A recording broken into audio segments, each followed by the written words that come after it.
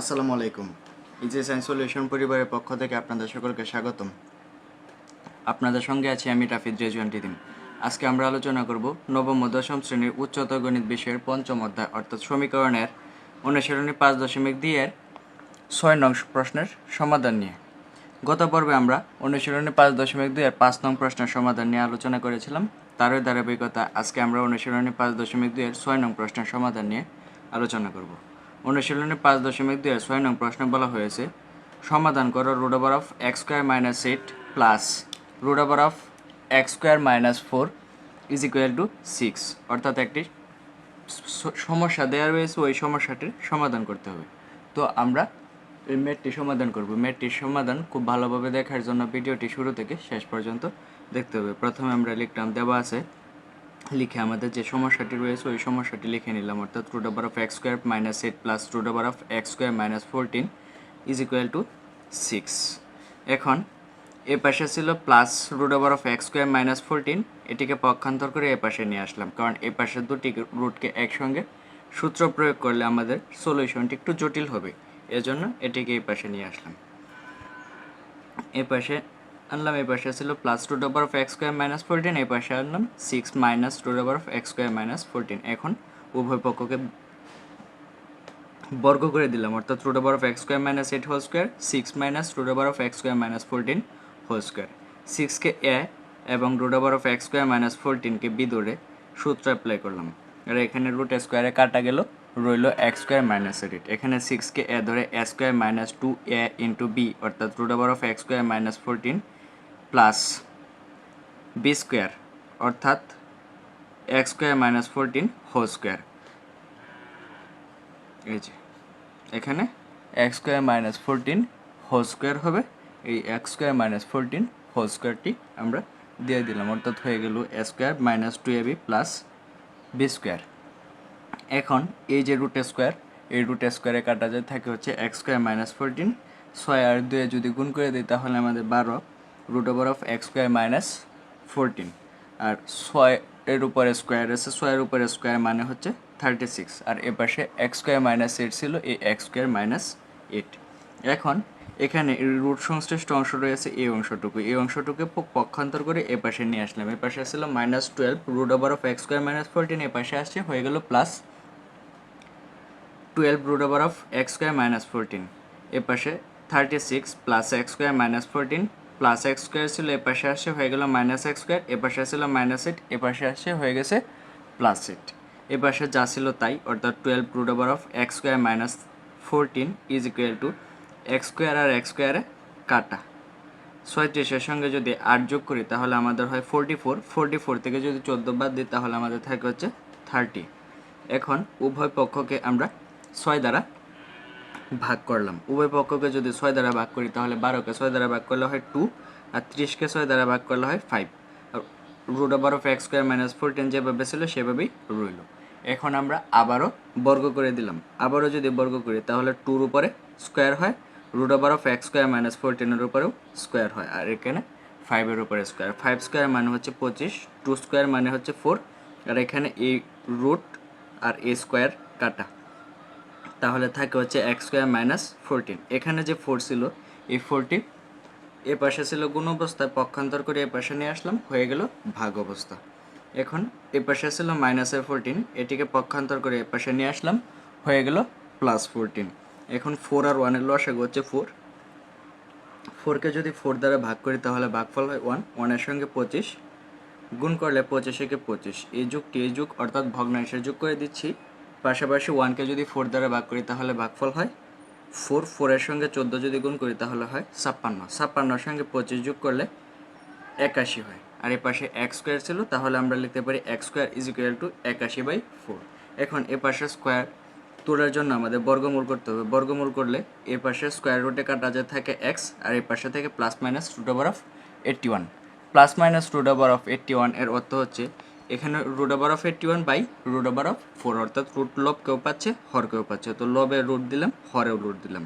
এখন root over of 81 সমান 9, root over of 4 সমান 2, তাহলে আমরা লিখতে পারি x is equal two plus minus 9/2। এখন আমরা এক্সের দুটি মান পেলাম। একটি পেলাম হচ্ছে x is equal two plus 9/2, 9/2 আবার x ইজ ইকুয়াল টু -9/2। এখন এই দুটি মান বসিয়ে আমরা শুদ্ধি পরীক্ষা করে দেখব আমাদের অঙ্কটি সমাধানটি ঠিক আছে কিনা। তো আমরা শুদ্ধি পরীক্ষাটি আমাদের নির্ণয় করি। আমাদের প্রথমে শুদ্ধি পরীক্ষা করব x ইজ ইকুয়াল টু 9/2 হলে বাম পক্ষ x এর জায়গায় কেবল 9/2 বসিয়ে দিলাম, অর্থাৎ x স্কোয়ার মাইনাস 8 অর্থাৎ 9/2 minus 8 plus x square minus 14 অর্থাৎ 9/2 হোল স্কোয়ার মাইনাস 14।